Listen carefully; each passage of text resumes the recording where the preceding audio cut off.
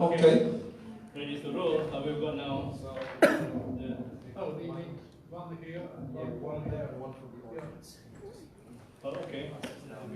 Later we will pass. Later for questions. Right, ladies and gentlemen, seeing that it's almost 2:30, let's all start, shall we? Yeah.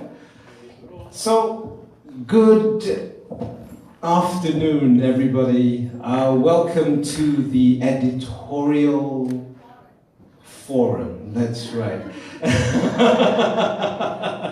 And I am the moderator for today's discussion. And in today's discussion, we have a panel of very, very experienced members of the panel. We have Prof. Shabazz, and I'll let them introduce themselves later. We have Prof. Shabazz. We have Dr. Dr. Habib, yeah? Okay, so Dr. Habib, we have Dr. Raja, Prof. Raja, as distinguished professor. That's the one. No, I went through I went through the speech yesterday with Aliyu, so yeah, I should know it's distinguished. So distinguished Professor Raja, and we have Professor Amran, we have Professor Clement, we have Professor Dana or Dana, I'm not sure. How do you pronounce it? Dana, Professor Dana, and we have Dr. Muhammad Zai, and we have our very own Dr. Imran. Right, so to kick things off, I'd just like to ask our panelists to introduce themselves, what their experiences and the journals that they've been working on. So let's start with Prof. Shabazz. Hello, I'm Muhammad Shabazz, serving in Mobley Business School as the chair of Energy and Sustainable Development. So I'm associated with the environmental science and pollution research as an editor. So basically, I'm just dealing because nowadays I think world has been changed. It was a time when single person I need use the journal, but now journals has divided by areas. Okay. So in environmental science and pollution research, I'm just dealing with the energy economics, energy finance, and environmental economics. So then I'm associate editor of resources policy. Okay. So then I'm subject editor of emerging markets review and in the Journal of International Financial Markets, Money and Institution. So in last two journals, my duty is just to evaluate the papers on financial markets. Okay. And how we integrate the energy markets with the financial markets. So then some other journals we are dealing with some special issues because for the last 2 years we were conducting conducted first conference in Mobley Business School. It's about ICEFM. Okay, so then this year we had in October. So these are the total duties that I have performed till now. Okay. Thank you, Professor Shabazz. Dr. Habib. Thank you. You know that nowadays we do not want to discuss ourselves because we have the Google. So we have to exploit the Google, right? Professor, Google is there. So if we discuss ourselves, then what is the significance of the professor, right? So I don't want to discuss myself. I just mentioned my name. I'd like to request you can search on me on Google. Dr. Mahmoud Habib. That's all. Okay, thank you. Okay, thank you very much. Next, Professor. We are only introducing ourselves. Yeah. Introducing and just a bit about the experience. Thank you. I think our CVs have been read out before in the big hall. I guess because of that, in the interest of time, it's no longer necessary to say Raja Rasya again. All I want to say is I've had the experience of a journal that I liked very much. It was started in the 60s as a student. So I eventually entered the editorial board. I quit the journal because the journal shifted focus, saying that if they continued with the old struggle, they won't get enough papers, especially when it's got subscriptions more than 4,000, libraries, scribing and so on. Chief editor was making money, yes. But I quit because the focus had changed. Then I helped launch a journal. That journal too, I'm not active with the journal, but I'm the co-chief editor because of the respect they hold on me, which has become ISI listed and Scopus based, International Journal of Business and Society. I felt that, of course, each one of us have a particular focus, each one of these journals.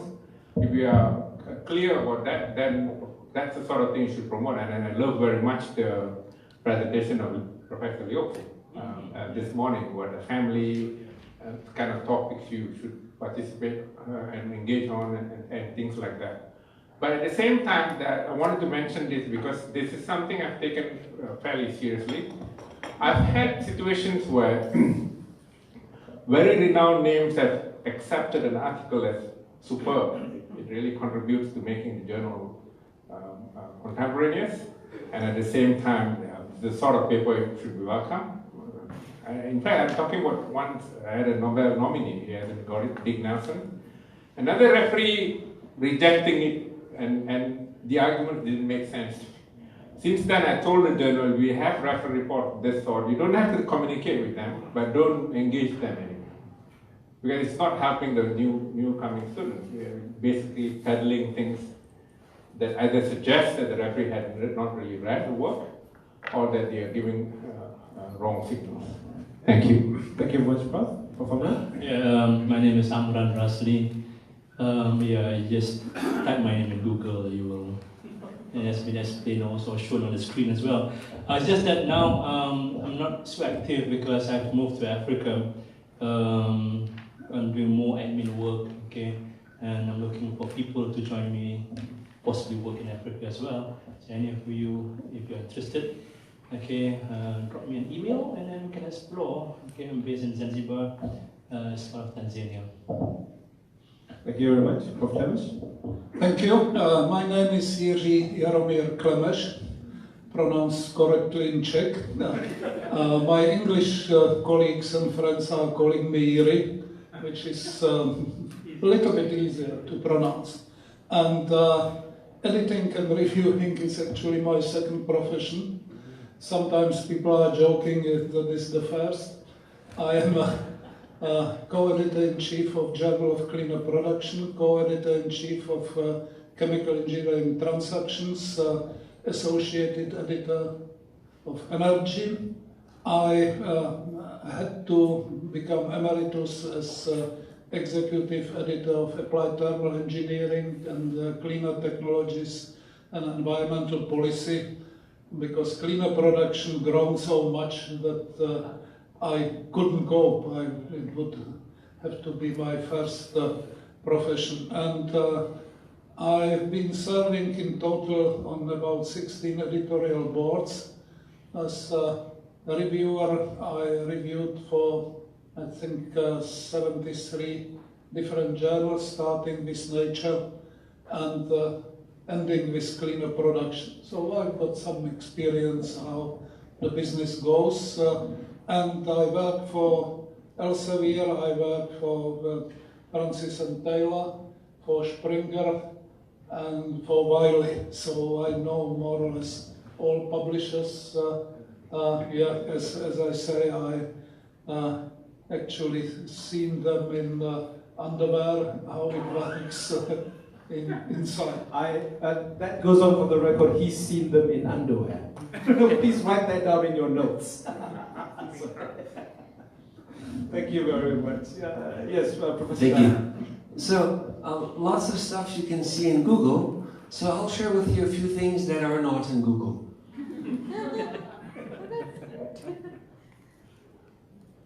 I did my PhD in a small town in northern Canada. I compared people of Western background and people of Native American background, be they of the Eskimo linguistic group or Native Americans. And I came up with interesting findings that contradicted very much the mainstream literature of entrepreneurship. Entrepreneurship literature said that entrepreneurs were people who liked to work a lot, they liked to have control, they tolerated risk, and they wanted a lot of money. And I found people, hello, Mr. Entrepreneur, why are you entrepreneur? Oh, because, you see, if I work for somebody, there's a lot of risk I can get fired. And so I don't want to get fired. I have to feed my 7 children. So I better be an entrepreneur. And you know, I don't like to work very much because I don't need very much money. So I work a little bit, I make a little bit of money, and the rest of the time I teach my 7 children how to hunt whales, how to hunt seal, how to fish, and we have a happy life. And so my thesis director was very impressed, and I submitted to what was then the #1 journal in the field. And in those days, entrepreneurship wasn't taken seriously by many countries, except the United States. So I photocopied many times as required and most people are too young to understand the concept, but we didn't have email in those days.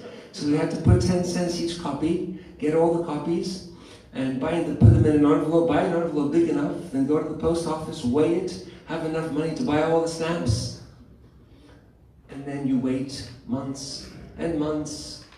And 9 months later, the neighbor has a baby, and 9 months later, I'm still waiting for an envelope. And then the envelope comes, and I open it, and it says, "What a great study. Too bad you did field research in an insignificant country. We don't publish anything about unimportant places.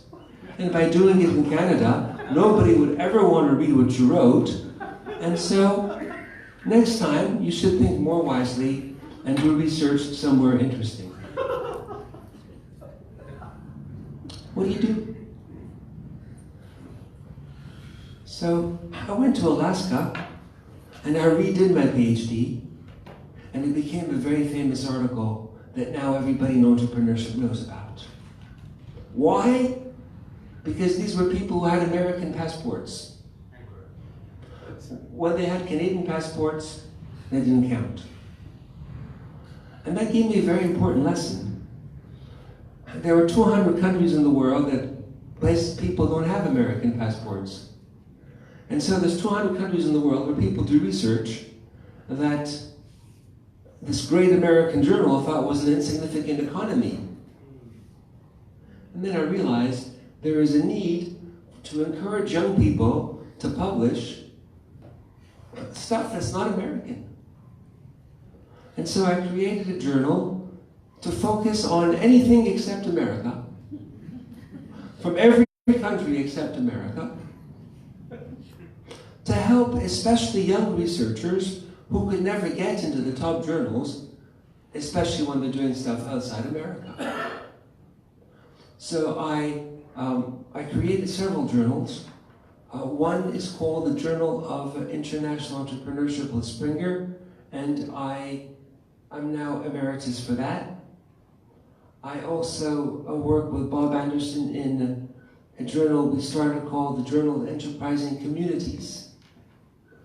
I launched specifically for students the International Journal of Business and Globalization. We don't compete with JIBS, but we help young people get publications. And I also have a journal on sustainable management. And I'll pass the mic, but later when there's questions, I'll be very happy to respond. Thank you, Prof. Dana. I'm Dr. Mohammad Zaid. It's an honor for me that I'm sitting among the giant editors and researchers. I'm just a young researcher. Recently, I have completed my PhD from University Technology Petronas in corporate sustainability and firm's financial performance. And now I'm working as an editor with City University Research Journal. It's a Pakistani journal and recognized from higher education, Pakistan. And it's a Y category journal. And the aim is only to support the young scholars like PhD scholars to get published their publications. So in case of anyone from Pakistan, so they can ask me questions regarding my journal. And now we are Scopus Index as well, so maybe we can compete in the international market as well. Thank you very much, Dr. Zaid. Thank you very much.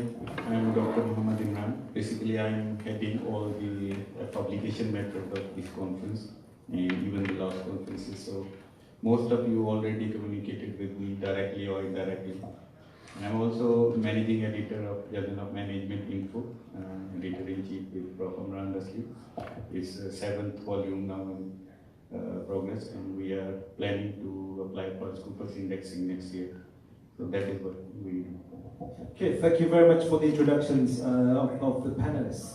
Now, I'd like to kick off my first question with a tough cookie. And we're just going to jump straight into it. And I'd like to follow on the train of thought by Professor Dana, who said that there is this very America-centric concentration of importance. If you're not American, you're not important. And I think that a lot of us here have been in the situation where we've actually heard of the editing people being known as the mafia, where they have their own mafia, they have their own people who normally contribute to certain journals, and they don't, it's a very closed community. Other than starting our own journals, how can we play with the big boys, or how can we become part of this system? Would anyone like to start? Yes, Professor Dana. Very good question. The answer is that to play with the big boys, we have to play their game. And so we have to understand their game. I mentor about 20 doctoral students. One was telling me that the paper can't go, the paper that's not even been written yet. He's decided that it won't be accepted by SBJ because that's a closed group for UK passport holders. ET&P is largely American, much less so than when I was a student. I mean, now they're much more tolerant. In my day, there was no tolerance. And so he went through a whole list, and I said, you don't have to be that pessimistic. We'll get it done. Just you have to play the rules. And so the paper, I saw it as going well into one journal called Small Business Economics. And then there was another fellow with us, and he said, but then you have to cite somebody very much. I said, yeah, we'll cite somebody very much. You have to know what the game is, and then you can play it. So it takes some time to learn what it takes, but it's not impossible. The problem of focusing only on new journals is it takes 7 years to be in Scopus. And so you start now, and for 7 years you're publishing stuff that has zero impact. And before you know it, it's time to retire. So there's an advantage in playing their game, their way. If you play, you might not win. But if you don't play, you definitely don't win. Okay, thank you very much, Professor Dana. I'd actually like to ask another follow-up question after this. But before that, could we hear from anybody else talking about this? Yes. Well, I'm next to, so Mike is on natural way around. I actually got the experience with starting up the journal because we started chemical engineering transactions. But it's a little bit like build a football team. First, as Dan said, we have to learn the rules of the game. Otherwise, we can play something between rugby and football or whatever. Which is Australian football. Yeah. So this is the first thing. And the analogy is quite close. We need a coach. And the coach should know something about football. Otherwise, it's pretty difficult. But now we have to decide where we would like to go. We can't go to the Premier League immediately. We have to start from the bottom. And this is pretty difficult. You know, to start a new journal, first 3 years are very much the blood, soils, and a lot of work and very little reward. Because at the beginning, you are not in Scopus, you are not in Web of Science, you haven't got impact factor. And in that case, you haven't got too many authors who are interested to publish. And this is the major hurdle. The second issue is to decide if you join a publisher or if you would like to do it on your own. On your own is quite brave and is very difficult, but on the other hand, you haven't got a boss. And well, the Elsevier is actually looking for new journals, for new editors-in-chief, and they provide background, they provide software tools, they would help you to put in Scopus everything, but they are the owners of it. And it happens many times, I've seen it, they were editors-in-chief who went through those difficult years, and after a couple of years, Elsevier said, okay, thank you, bye-bye, and appointed a new editor-in-chief.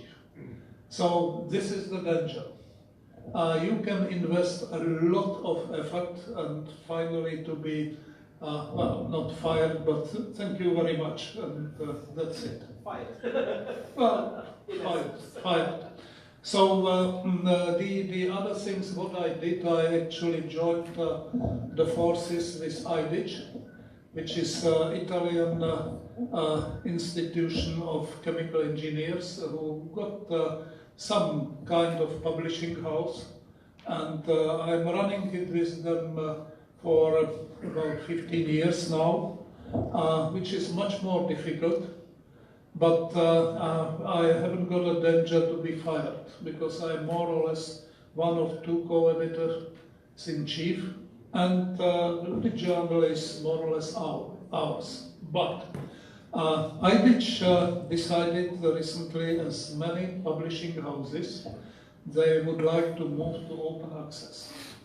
Because open access means money, and it's again a problem. They started with very decent, you know, to cover administrative charges, 20 euros. Nowadays they are asking 250 per paper, which is very cheap, because Elsevier is asking 3,000.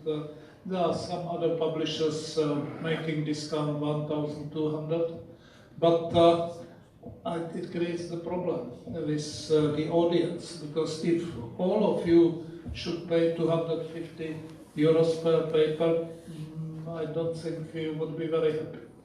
So those are the major problems to start. Okay, thank you very much, Prof. Temish. I'm going to talk from the perspective of the writer, maybe talking about the publishers and so on. Yeah, sometimes you feel like there's this mafia group, you know, controlling everything.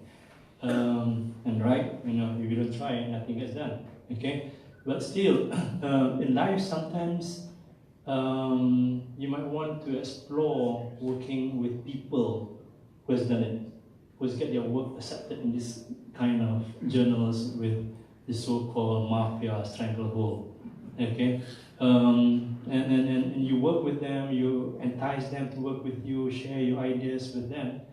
Sometimes they may not want to listen to you, but if you try and try and try, okay, over time you may find somebody who will help you and guide you to penetrate the stranglehold, so-called. Okay, and once you are there, then it becomes a bit easy. Okay, you have at least a track record. You're in the so-called difficult journal, okay, controlled by these Americans, whatever, and so on. So, to me, as a researcher, as a writer, one more, if you're a novice, a newbie, okay,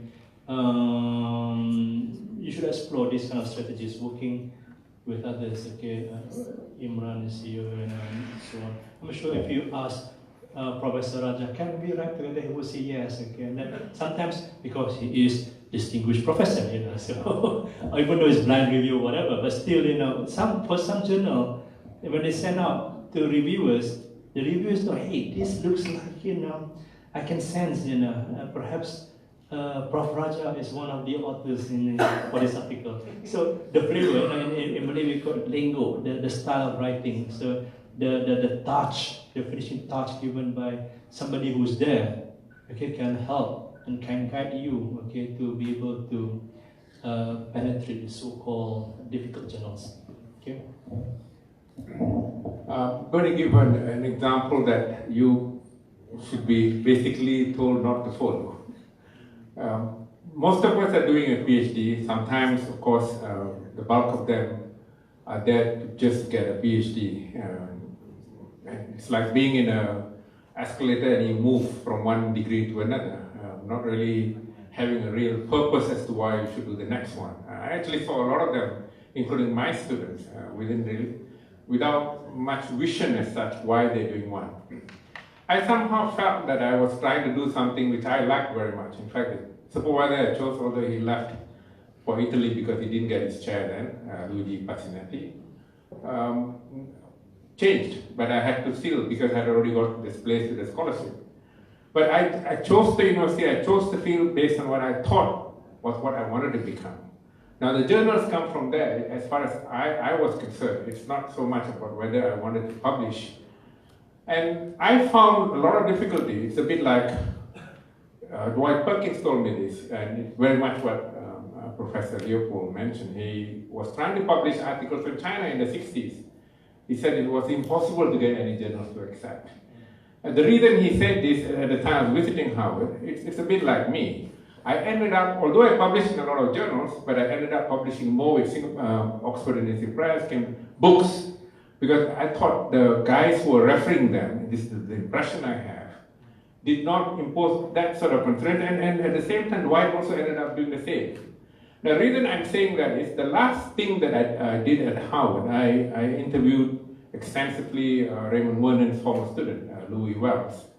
And I found that there are certain things that I saw going into the firm, semiconductor firm, Intel and the consortium they had started in New York, which was a joint venture to develop an 18-inch wafer with much more downsizing of the minimum line width. I mean, the sort of guy who understood those things, the guy come from operations research background.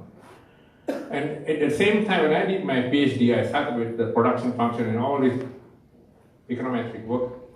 I abandoned most of it when I went to the firm because I didn't think this is what the firms were doing. And at the same time, I was actually on the production line looking at how R&D is done and so on.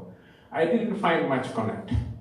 Now, I did this paper looking at all that, sent to the so-called, one of the leading journals, Quarterly Journal of Economics. Of course, when I sent it to them, they said, well, you know, it looks really interesting, but we don't really publish work like this. And but this is not a question of not being in the family, because Raymond Vernon had published there, and his student Louis Wells had also published there. Then I checked with Dwight. Dwight found out, this is not formally communicated to me, this guy is a critique of the current guy, one of them who shared the Nobel Prize, Paul Romer. So I started off by saying why these techniques don't make sense. Because the most sophisticated articulation of technical change comes from Alvin Young on East Asia. He has computed TFP growth rates from 60 to 85, and on average growth rates at TFP levels. And he comes up with his conclusion in two journals, European Economic Review, 1994, and QJA, the tyranny of numbers, contrarian view and the tyranny of numbers. He even has a table there that makes Pakistan, Botswana, Egypt look a lot better. Although he's looking at the 0.01%, 0.1%, sorry, TFP growth rates for Korea, Taiwan, and Singapore as example to show that these countries will run aground at some point because they are growing by factor inputs. That led to Paul Krugman, whatever happened to East Asia, equating these countries with Stalinist Russia. There's so much these guys can do. They've grown by perspiration rather than inspiration. Now, if you follow their conclusions, where is Taiwan, Korea, and Singapore now? And this, my critique actually starts that way, which actually goes much more in substantive form. So it was Dwight who found out. They didn't really like what I was doing, but I'm not the sort of guy who's going to use that approach just because I want to get numbers. So I'm telling you, if you are passionately involved in something and you're ready to accept this is the distance you can go, you can. But of course, you may not have the number of citations, the number of publications you want in QJB.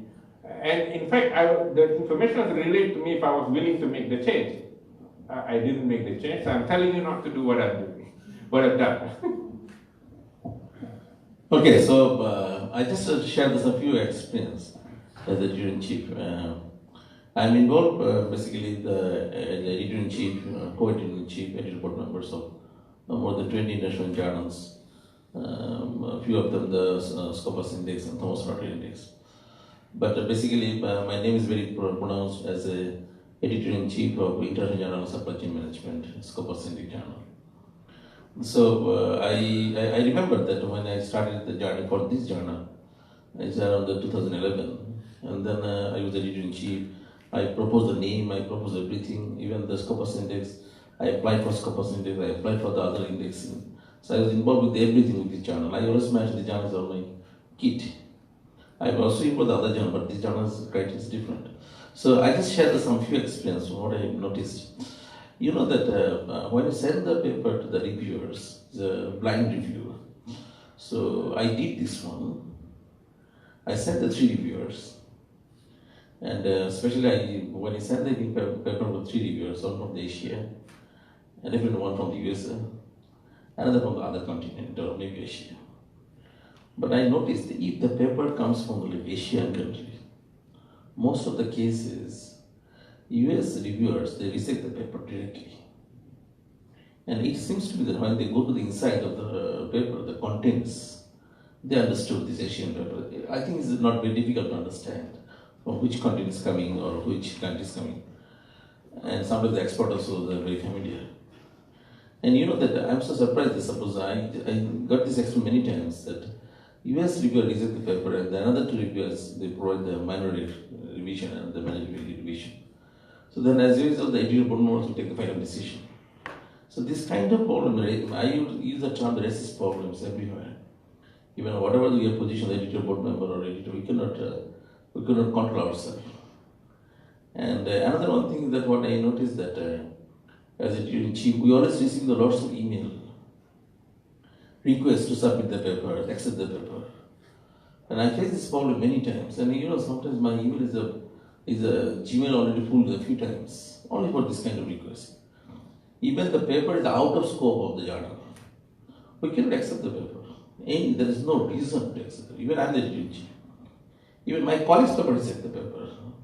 It is very normal, but we have to accept this one. So what I said, the Asian country, when they are signing the paper, after that they are asking what is the inquiry. What is the impact factor? Is it Scopus Index? Is it the what is the Q1, Q2, Q3, Q4? And so many questions. But I noticed that when we are receiving the paper from the Latin America or Europe, they did not answer lots of questions. It seems to be that they believe that self-judgment. They did the self-judgment about the journal. Unfortunately, our Asian countries, we are not doing this self-judgment. We are always asking the people. And if you ask the people, always you will misguide it. Always will misinterpretation will be there. Now it is not necessary to ask anybody about the quality of journal. You can go to the journal site, you can check the previous issues, you can check the number of authors, you can check the board member, you can check the editor-in-chief, you can check the profile. You can go to the schema, you can find out everything is there. I suggest the audiences as well as the editorial board member, we have to emphasize these issues. Then it will reduce the number of questions, especially basically it will be there is a less possibility of misguiding the other people. Because it happens, you know, that sometimes some of them, they request you can submit the paper, the rate of action is very high, other issues, but unfortunately it's not happening. There is a misconception about the journal and editorial board members. So this is some of the experience you are facing the problem. And finally, I just mentioned another one issue is that I think some of the editors, they can also mention their opinion. You know that sometimes those are submitting the paper, even they do not know how to write the paper. But I don't know why they're so much crazy to publish the paper in the journal as soon as possible. Spend some more time to peer-reviewed journal. Look at the international conference, you can join the conference. Then you can think that write the paper with scopus in the journal. At least we need some findings. We need some contribution of the research, contribution of the study. Others, how could you submit the paper in the scopus in the Thomas Rotary Index journal? And I guess another issue is that same paper published in the journal. Can you imagine that plagiarism 100%? So it's very unethical. And I got this kind of email from the one editor-in-chief from Pakistan that one of the journal, he published one paper already in one of the journal where I am the editorial board members. And now he's publishing the same paper in the other journal in Pakistan. You see, the question is that his supervisor name is both paper. The question comes from supervisor. What is his job? He has to check it at least. He has to confirm this one. We cannot start publishing the same paper. At least the 50% motivation is required in terms of findings, in terms of the title and other stuff. Okay, thank you very much. Before we pass the mic to Prof. Shabazz, I think I'd just like to move on by asking Prof. Shabazz, starting a new round of questions. Yeah. I believe that most of us here are starting out. We want to know how to publish. So, starting with Prof. Shabazz, what would be, if you could give one piece of advice for anyone who wants to start publishing, what would that be? And we start with Prof. Shabazz, please. Take that question. Pardon? You can also take the question. Yeah, we will. I think you should be patient for my response, okay? we have, Prof. Habib, we have an hour to kill. That's why. Okay, please, Prof. Shabazz. I just explain my story, okay? Then you can pick some points how I have done hard work to reach this level.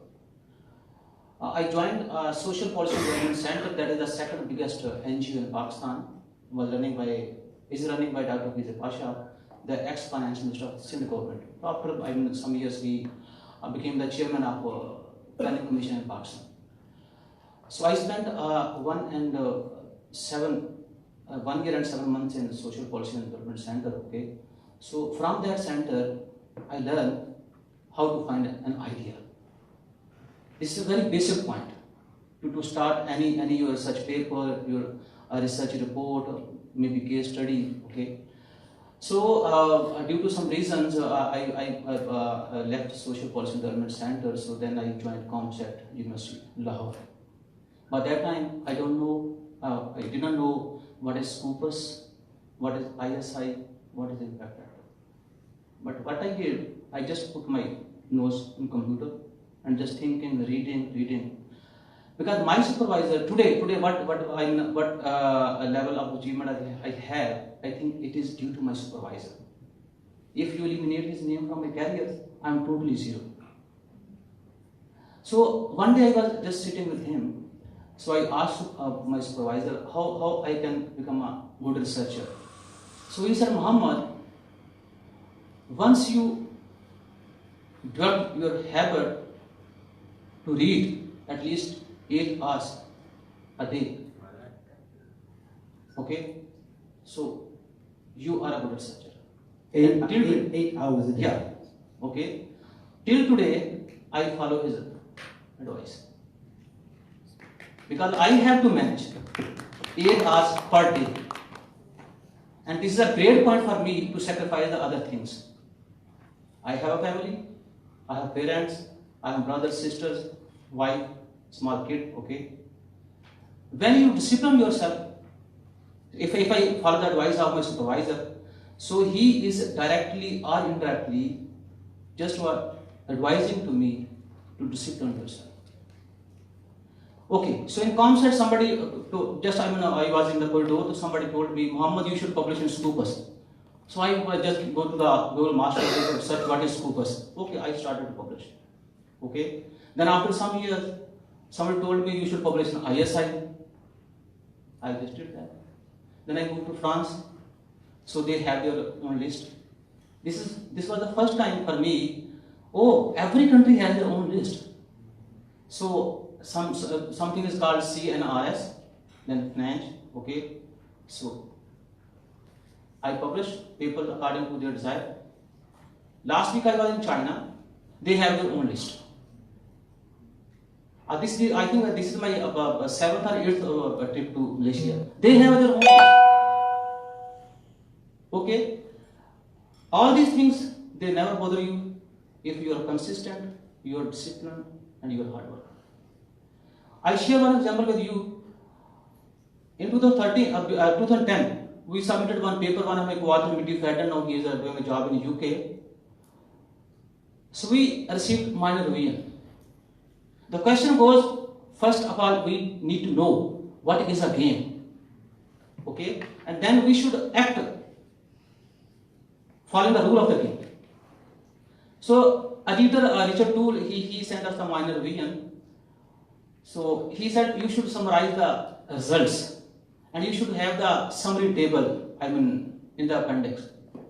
We totally misunderstood the comment and we got rejection. And this was the 21st rejection from the energy economics. So then in 2013, but I was sure if my paper goes to the review process, so it will be accepted. In 2013, we submitted another paper on China. It was a very hard major revision, but we did our hard work, okay? Then we got our paper accepted. This year, I have 10 papers in energy economics. And if anybody, is familiar with the energy economics, it's a very, very tough journal. So 3 points you can pick, okay? Don't be rushy. People, they write papers. In my case, what they do, last month I was interviewed in Pakistan by the dean, and he is a distinguished professor. So he asked me how many publications you have. So I told him I have 305. Today I have 320. So what are they? Okay, so you joined COMS in 2009. Okay, so then we started to count the years, number of years, and multiply by the 12. Okay, so per month you have 2.5 paper. Don't think like that. You should see how much time I'm spending on my work. This is the reason. And how we can, I don't think so we should say a mafia. Basically, it is a quality. You can be a quality, but it needs time. Again, our advice by the Dr. Vijay Pasha, we discuss many things with our seniors, but we don't follow the seniors. I have noticed in the young generation. I was expecting in the morning that we will go to the editorial session, so I hope the room would be full. The room is full if we sit among you, then the room is full. But people, they were asking many things during that lunch and breakfast, but very less people are here. So, somebody, he was explaining that nobody, I don't know the name of the person, they don't know how to write a paper, okay? And we are not native English speakers, but we can improve English. Dr. Vijay Pasha, what he said, Muhammad, when you finish your first piece of work, okay, just put in the trash. After some days, go back to the trash and find it out and read it by yourself. You will find some mistakes of your writer by yourself. Then do this exercise 8 to 9 times, and after that you will see your manuscript would be fine. And the other thing what we do, I notice among the young people, they submit one paper, then they see the email. They stop on other thing. Okay, you submit the paper, just forget the paper. Start working on the new paper. Then submit it, okay, to the right journal. Then start the third one. Why you just finish the one work and then you are looking at the email? When you do this, and when you fill your pipeline, and definitely day will come when that pipeline gives you something in a good output in the form of publication. And when you are actual with this routine of life, then you don't need for me, people say acceptance is not a matter for Muhammad. Rejection is a matter for Muhammad. I was in Mumbai. Can you imagine? In 1 week, I received 15 rejections. 1 week. But sometime they will come when I receive more than 5 to 6 acceptances. But it is a case, I'm just putting doing work hard, putting things in the pipeline. Again, they are multiplying the number of days on the publications, okay? Because my team, my supervisor, Muhammad Sabidun Bird, and other thing he told me, the future is for the research, and research would base on collaborations. Then after 2007, I started to make my team. So now I am, you may say in simple words, my collaborators more than 70. All the 70 people, they don't work for the 24 hours, but work is being done in 24 hours. For example, 69 people are sleeping, but we are doing work. Okay? If he wants to sleep, okay, no problem. Other person, okay, Muhammad, we want to do this idea. So make the team. It's the logo of the Connecting Asia. If you are unable to grow in a group, you will not grow individually. So just believe among your group and do work hard. This is all from my side. Thank you very much. Very short answer to your question, Yes. because I learned in Britain short speech is a good speech. If you want to start to publish, review. This is where you learn the business. Now, how to review? Nowadays it's easy. If you've got Pablon's profile, you can just click, I'm interested to review this journal, and it jumps to the editor-in-chief. So that's it. And the rest you will learn by reviewing, you will get experience, and it comes naturally. And I believe in the pre-conference workshop you mentioned the ratio was actually 3:1. So review 3 and then get 1 accepted. Yeah, so that's the normal ratio that we should try for. Professor, Dr. Imran, do you have anything that you would like to say? So as we mentioned in the earlier speech for the networking, learn the rules of the game. That is what we are doing. We need to work in the group team. The game is not only publication. Now it go beyond that point. You need to show visibility. It's like your product. Your paper is just like your product. Why people cite it? How many people cite it? H index. And then the game is beyond this. So that's why it's not only the part of publication, but also we need to see the journals and also the possibilities of your work to be cited, to be in the competition. So that's why we need team and we need to work together more, because diversity in authorship, diversity in your references list, everything is counted now. It's not easy game. So we need to learn and we need to work on it. That's why we are trying to create this opportunity for all of us to be in this network. Okay, thank you very much, Dr. Zaid. Okay, I will share some real stories that how 1 year ago I was a student and now I'm sitting here, I'm a doctor.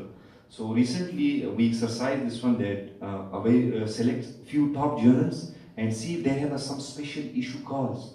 So we have submitted 3 papers and 3 all are accepted with a major corrections, but at least we can think that we can publish like to adopt such strategies.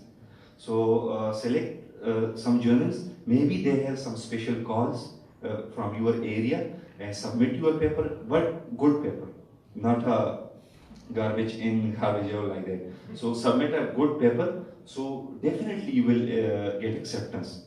The second one is that like a hypothesis testing and this has an impact on this one. I think so we should deviate from that one and we should focus on the real processes, that what are the issues of society, what are the issues of our country, what are the issues of the continent. So in case we would focus on that one, so it's there would be a chance to accept your paper. So these are my 2 suggestions. So you've heard from everybody. Now, please, anybody who wants to add on something with the same question, please. Yes, I can. And the the very important thing, don't put yourself in a number game. If you put yourself in a number game, you would be lost. Could you elaborate? I mean, one guy from Bangladesh, I mean, just he submitted the PhD thesis, so 3 years back, so he came to me via email. Muhammad, also, I want to publish a paper in Journal of Finance. Really? Yes. So after 3 years, again, he came back. Muhammad, I tried, but I'm failed. Okay, so what should I do for you?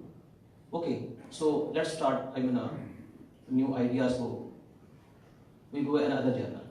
The question, basically answer in this statement is, you can see this is the trend, okay? So this is your initial point. So you should follow all this process. So start your search from your own level, so then with the help and experience of your senior professors or your co-authors, you will gradually go up. So this year, that got it, and we have one publication in energy economics. So think like this. Okay? Okay, Prof. Raja? I just wanted to share a point in relation to a lot of experience that I've seen from my students. I think one of the problems with students is they don't seem to follow what Professor Leopold mentioned yesterday about being the family of the journal. He was talking about how to get there, and a lot of this discussion about how. Sometimes it's also important to see what is in there. So you can even have students who prepare very seriously a piece of paper and they don't actually see how the journal that they are sending to is organized, including the format. Then the moment it's rejected, they end up just changing the email to just cut and paste, replace the journal, and not even looking at the contents to see if they're actually following the new journal's format. I've seen this as a very common problem. They do a whole lot of work. It's a bit like running a 10,000 meters. You just stumble over the line. But that's why people see you, whether you're winning or not. So I feel these are things you have to take into account. Thank you. Okay, so I just give the one, adding the one point here. How you could get the new idea? How you could start the new research? When you supervise a PhD scholar, you always mention, you have to review the earlier papers. So I mentioned to my PhD students that you must review the 1,000 papers at first, in the first year of your PhD. Spend more time on that, review the papers. But practically, maybe it's not possible for everybody. It depends. Sir already mentioned that how long time you spend there. But at least I like to give the one thing is that there is no shortcut way to write the paper, to come up with a new idea. So basically you can do one thing, at least you have to read the previous papers relevant to your topics, relevant to your thinking, and you have to give the more concentration on the conclusion of the earlier paper. What is their suggestion? What was their limitation? Is there any kind of further study? Is there any kind of suggestion? Because their limitation, maybe it could be new research. Their further study, their recommendation could be the new idea. So you have to start from there. If you review the 100 papers in any area, automatically you can get some new idea. And that is the one way how you start the paper. And if you read the 100 papers, then definitely it's easy for you to write the literature review, which could add the values to your paper. And definitely when you write your own paper, you just remember, you have to ask yourself, what is the main findings? What is the contribution to the novelties of my study, of my research? When you see that you have some contribution by this paper, by this study, if you add some values for the prospective researchers, that means you are now ready to submit the on paper for the journal. So that is the way that you have to start. Thank you. Thank you. I'd like to ask one final question before handing over to the audience. You will have a session, so please prepare some questions. Perhaps to start with Professor Dana. Just now we actually talked about the process of writing and sending the journal. Now, in the process of sending, I'd just like to ask... I'm sorry, I didn't hear you. Sorry. Oh. The process, in the process of sending, how do we identify a suitable journal for our article? In the process of sending? Yeah. So we the process of submission. How do you decide to whom to submit to? Yes. So I tell people, look at your reference list and see which journal you cite the most. If you cite a journal many more times than the other, then you're likely to be in the right subject of that journal, and you're likely to be citing authors who might be reviewers on the board of that journal, and they'll like what you're saying, as opposed to sending to another journal that might have higher impact, but the people don't understand your conversation. But that's the bad way of choosing. That's the bad way. Because that's the remedy when somebody wrote a paper and comes to me with their tail between their legs asking me, where should I submit? Because I tell them, the mistake was, what you should have done is decide before you write it.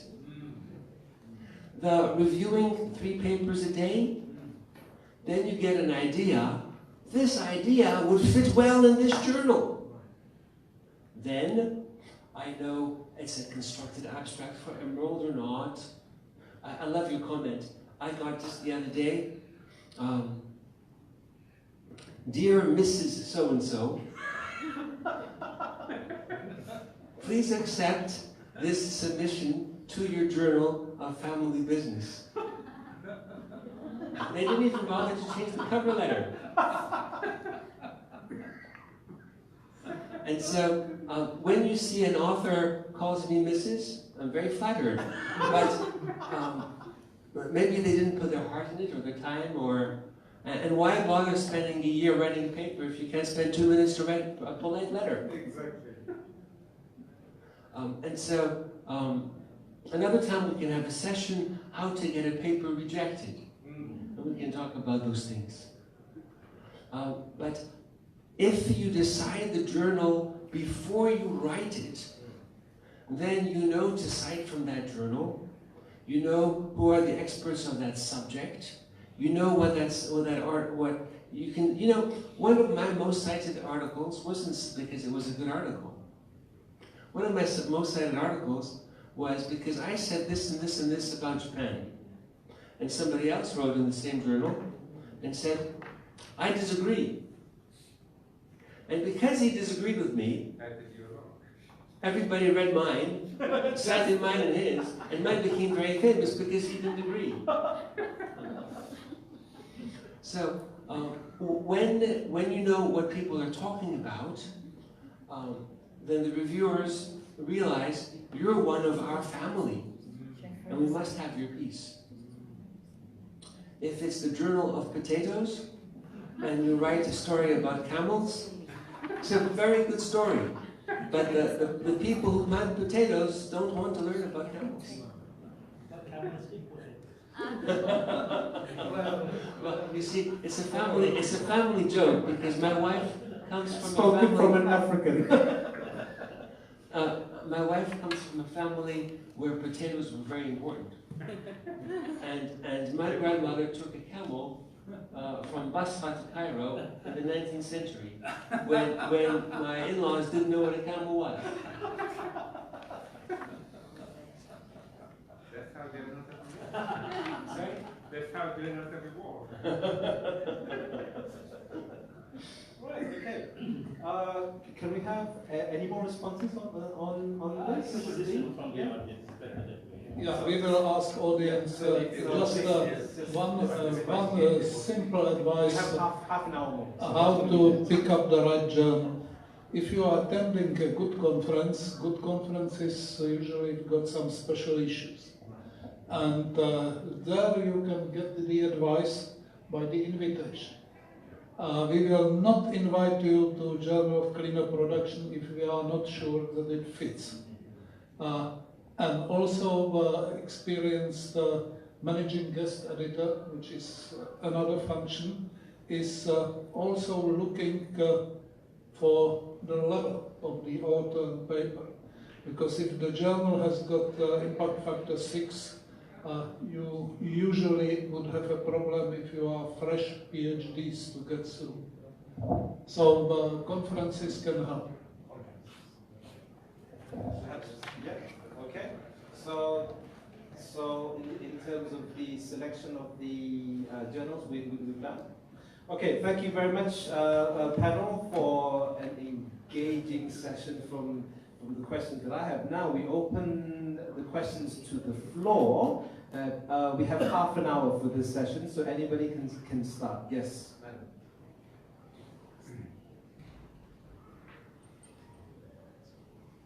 If you can introduce yourself as well, please. Would you like me to stand, or I can say something? My name is Engineer Nawfal Sabah. I'm from Kuwait University. Thank you very much for sharing all the information, eye-opening information about the mafia and all that. I just wanted to share my perspective as a reader of journals. As an author, you read a lot. Before you write, you have to read a lot. When I read papers with research related to what I was doing, my study, I was actually looking for different countries. I wasn't interested in all studies done in America or all studies done in Britain. I was actually looking for similar studies to my study done in countries of environments similar to mine, to my country. That's the perspective, or that's how I can know where my work is going, what similar work has done. That's experience I'm looking for. So I'm surprised that actually journals don't look at other countries as case studies. I really thought that having a case study from a country that is not really famous for research would even get a better chance of being published. I'd like to know your perspective or your opinion, please. That's why I created my journals, because I wanted to. But the big journals of last century, cared very much about their public.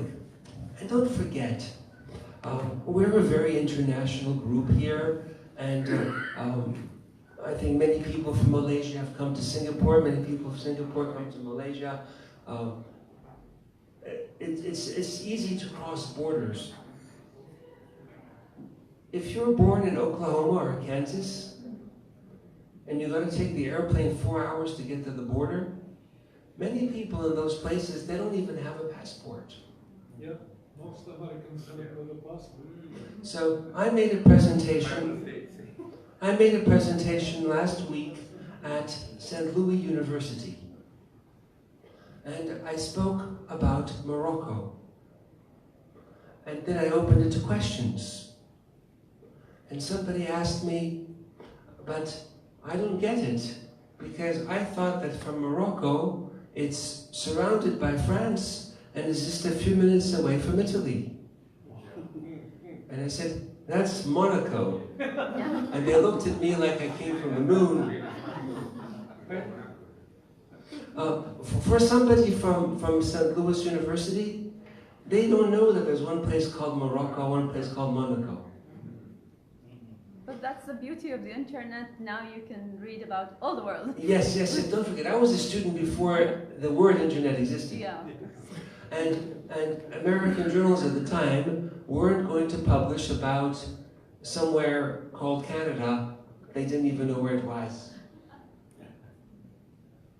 I had a cousin who grew up in America, and he learned Canada-US relations, as did I. But I used a Canadian book, he used an American book. We had a big chapter about the big war of 1812 and how courageous we were winning the great battle. We were winners of the war. They had one paragraph that in 1812 we weren't best friends. So people rewrite history the way they find convenient. So you are doing the right thing to see how is it done elsewhere, what can we learn from comparable countries. Maybe not how we compare with Greenland, because it's different everything. But with comparable countries, comparable dryness, comparable latitude, you're doing the right thing. But once upon a time, journals were very close to that. So good point, thank you. I just want to say something first. Okay, I just want to say that there are now many journals on emerging economies. Okay, if you look carefully, there are more of this kind of journals focusing on emerging economies. And I think now the trend also is to accept papers where you do comparative studies between country A and country B. It becomes a bit more interesting. Okay, of course, sometimes it's comparing apples with oranges, as you say, okay? When we compare apples of certain grade with another apple of another grade. Still, it becomes a very interesting study that can be published, and I think this is the trend also. Okay, because if you do a study on just one particular country, it becomes a so what kind of study. But if you compare, at least people can see the significance. Okay, where they differ, where they are similar, and so on. So I guess you have to keep on looking for this kind of journals. And sometimes in life also you might want to focus on the easy entrant first. Okay, don't jump straight away into the journal of film production. Maybe so difficult if you're a new writer, a novice. Okay, start with the easy one, the Scopus Index ones. And slowly you improve yourself and then go into the Q1 journals along the way. Yeah, I think it's a question, but one will have to look at what the big journals claim what they stand for. The big one thinks that they are driven by grand theory. So they're always into refining grand theory, which is universal in terms of what they believe, what that stands for. Now, but if you're interested, and it's not something abnormal now, there's so many journals that are very nationally focused, and they're also regionally focused journals. If we're dealing with the Middle East, they have Middle East journals, they have the journals that are specific to Turkey, to Iran. Smaller economies, you will find it difficult to have them listed in ISI or Scopus, simply because you don't have enough articles to make the critical mass required to have the issues. You can't possibly have a journal where you have enough papers for one issue, and then you cannot meet the deadline for the next. In fact, the index of scientific information, it originally came, even though I agree with the Professor Shabazz just now, I myself, having studied in one of the best places, and I didn't know what ISI meant until my Vice Chancellor told me, it's enough of you publishing in books and different kinds of journals, get to ISI. I'm wondering what the hell this ISI meant. And you go and look at it, originally it was just to index them. The most important criteria then was to see that when you say this is the issue, it must be there on the shelf. The librarians took stock of it until Thomson took over, and now you see massive amount of commercialization going on. In the past, no. So long as you met this criteria and in reasonably good English inside there, that was enough to get it listed, ISI. That's the history I went through to find that out. So in your case, if you're interested in work on Kuwait, you might be likely to find it as one example of, in a range of panel data that constitute many other countries, or say something that is discussed with others regionally in a bigger journal. But if you're looking at just a focus on Kuwait, you might find it in the Middle Eastern journals, because I don't think you will have enough critical mass to have, in economics, for example, a journal in Kuwait to be listed in those kinds of bodies. That's what I would think. Thank you.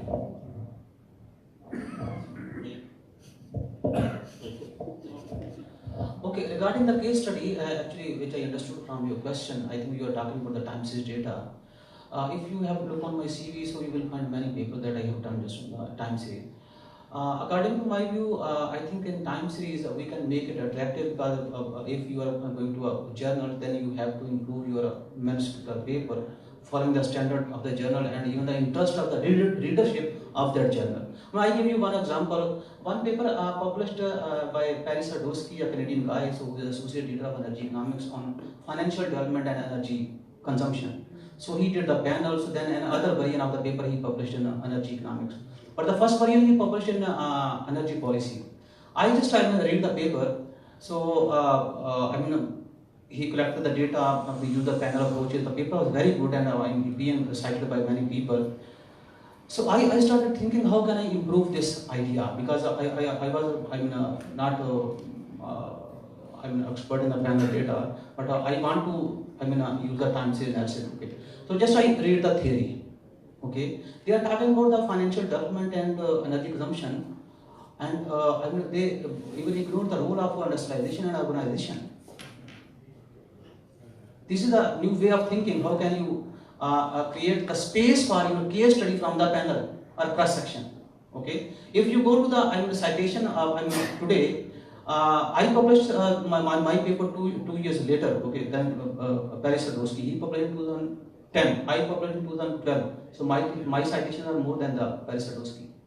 So you have to make your case study attractive. That where you are planning to submit the paper, it should be accepted. And another thing in the times is, in the morning I presented my presentation on the G7 countries, and even then in the G7 I did the time series analysis. And in time series analysis, I think you are in a better position to write rather than the panel. In time series studies, case studies, you can justify your empirical finding whatever you have with the previous studies on the country that you choose for your empirical research. And then you can compare the results, you can give the reasons, okay, why your results are same. If your results are contrary, you can give the results. And even you can relate your empirical finding with the running policy of the country.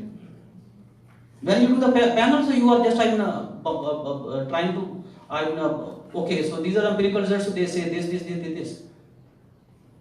But if you are in a case study, so you have much room, okay, to prove, to put a material on the right thing, right place. And if for example, sometime I'm from Pakistan, so I do publications on Pakistan. So what I do, I see, okay, so how many papers people have done on this idea, what are their findings, and why my findings are different. These are the reasons. So if you focus these points, so I don't think so it would be easy to publish your case study, not a problem. Thank you. All right, can we move on to the next question, please? We have 15 more minutes in our session. Does anyone like to, would anyone like to ask another question? No? If, yes. One question. Okay. I'm Renuka from University of Talent, Sri Lanka. It's on already. It's can hear you. Yes, now even the motivation factor for us to participate in this conference was also that it says that all the accepted papers will be published as corpus indexed. So when you say, so actually now, since we are always talking about we always find it very difficult to get the acceptance of from good quality journals. So when it says like all the accepted papers will be published in those journals, like does it affect on the status of the journals as well? Because since they are really looking at the quality of the paper before getting it published in their own journals, and without seeing the paper when they commit that all the papers will be published. So does that affect? Doesn't it affect actually on the quality of the journal?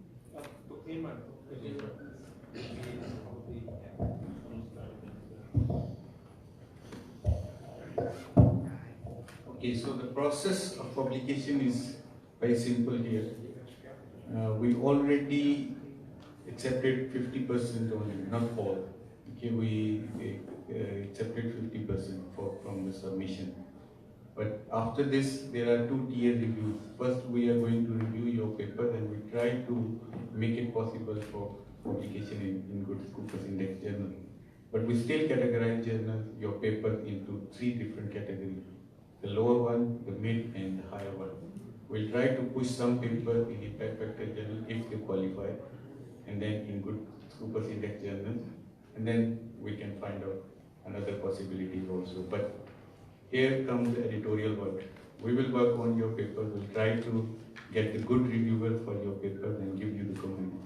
By doing this, we can improve the quality of your paper. And then, obviously, the second stage, you can submit your paper to the journal. And hopefully, this process is already ongoing. Many people have already submitted after their first review. So this conference is going to be two-tier review. So that's why we can make it possible for publication without compromising the quality of the journal. So that is the process we are using. Does anybody else have another answer? Please cover it. No. Okay. I have a very basic question. Maybe it's not up to your standard, but still I'm interested to ask it. As you can see that ISI journals was from Thomson Reuters, and then like Web of Science, and then Clarivate, and in Clarivate we have some categorization, ESCI, SSCI. So my basic question is, which link we should follow that these are ISI listed? Okay, so before going to his question answer, I just add something with Dr. Imran. Basically, as I was also involved with the Asia for the journal publication, and what I mentioned that those papers already submitted here, accepted here, then this is their job that they will inform you. But make sure one thing is that that when they will mention that you have to revise the paper, and they put some comments. But sometimes we notice that the paper already submitted to us is already submitted to the conference.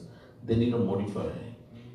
So I suggest you that you just remember that if you submit any paper in the conference, the paper should be modified, and at least that we mentioned that officially 50% modification.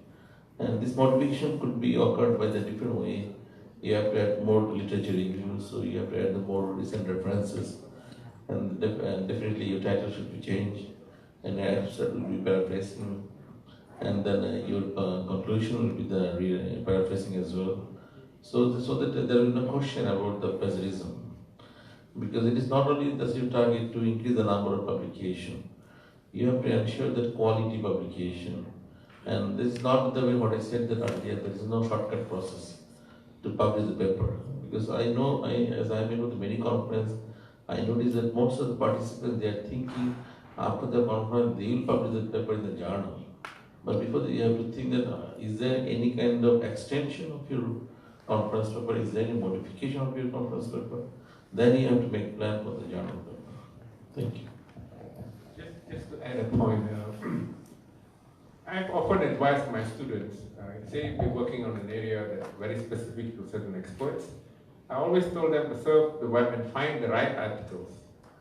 Unfortunately, some of them surf the web and they get working papers and so on rather than the journals to which they're submitting.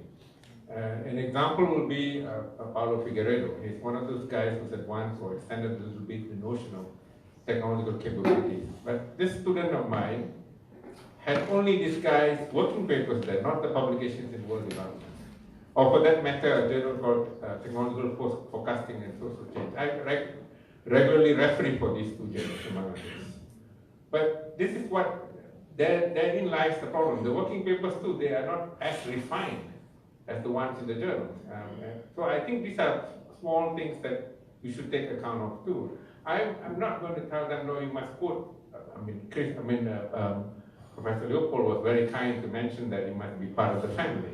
Because sometimes it doesn't look right. I mean, it looks a bit odd that, you need to go and quote these guys, you need to go and quote those journals. So much so that now you have citations that are not from the same journal as the ones that they count. So you need to at least be careful of these things.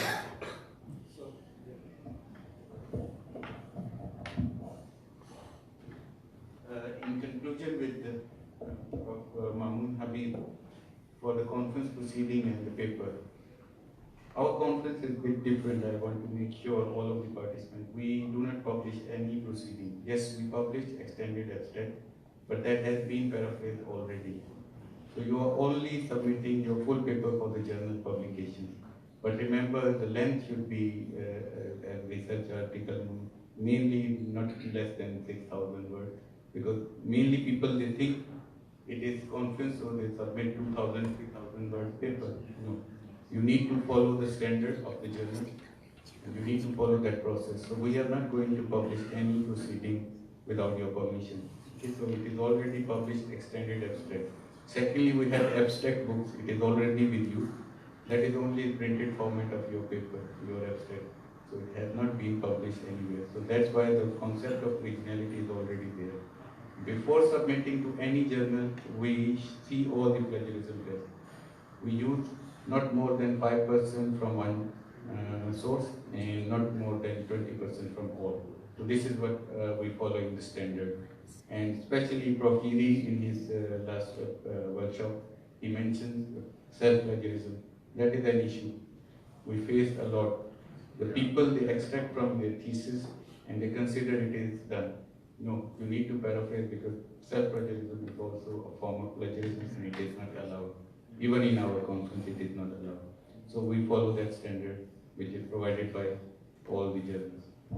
Sorry, could you ask your question again, sir? Yeah, my question was basically about ISI listed journals. As we can see that before this it was medical science like Thomson Reuters, and then now we can see Clarivate, and Clarivate again there is a category. Specifically my question is about ESCI.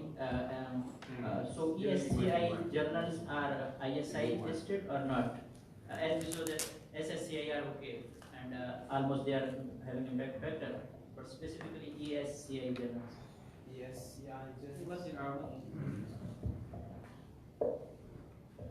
I wanted to mention two things here. One is the question of property rights. I think I being part of this committee in University of Malaya, there was one case where this person had published two different articles, and then those two articles extensively had this self-plagiarism.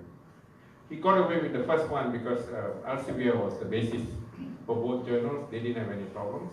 So we excused the guy but told him we cannot do this again. But the other one became a problem because there were two different bodies, and therefore the commercial rights over these things. So that landed him in trouble. So you just have to be careful. Publication has changed, including if you want to quote a paragraph, because we're used to publishing books in many presses. We follow that quite strictly. Even a paragraph, you must get a permission. You cannot simply put the guy's name, page number, and so on for a paragraph. Book publications too have become more rigorous in the context of how it's done.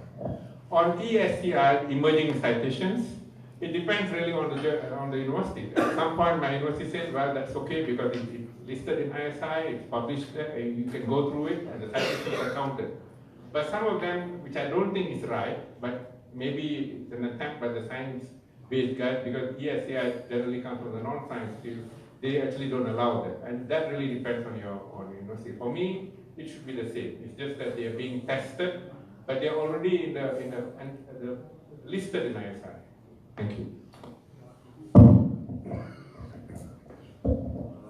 As far as ESCI is concerned, so the Clarivate Analytics just give probation period for 5 years to enter to the enlisting, and after that 5 years maybe it will be converted to SSCI. So it's a probation period for the journal as they entered in the ISI list. So that's the probation period indexing. Can I just add one thing that more than that? It's a bit more than that. In that 5 years, you are also required to achieve certain standards. You're also required to achieve some citations that is not self-citations. And if you are a journal that's claiming, say, you're representing the world, there must be equal representation regionally across the world. Those kinds of conditions they impose. Now, over the 5 years, the paper is counted exactly the same way as any other ISI paper. But the journal will be removed if you don't comply with those standards in that 5 years. Thank you. Would you please allow me to ask another question related to thesis, plagiarism, self-plagiarism? My question is that we can change the text of the thesis, but still we need to change the analysis of the thesis because plagiarism will come in analysis as well. Okay, for your first question, I want to be more specific because you are talking about HEC Pakistan. So I'm more familiar with that, so I can answer your question. As Professor Shahbaz already told you, every country has their own standards, their own list.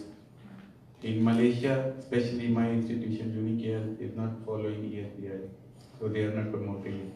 Yes, Scoopus, but ISI, you need to be social scientist or science citation indexing. That is the Malaysian standard, if I am correct. Yeah. So this is the standard here. In Pakistan, I think it is already accepted for somehow.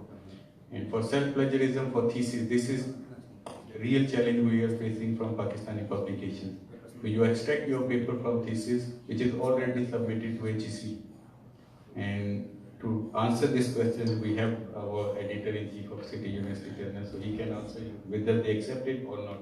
But for the journal, common, it is not accepted. I just would like to add one line to clear the question that some theses are submitted in HEC. As I have read PhD from Glasgow University, UK, so my thesis is available on Glasgow website. So what will be my? Yes, it is plagiarism. It's a plagiarism. You have to reduce that one to 15%. So we are following 15% and each source below 5% and 4 and 3%.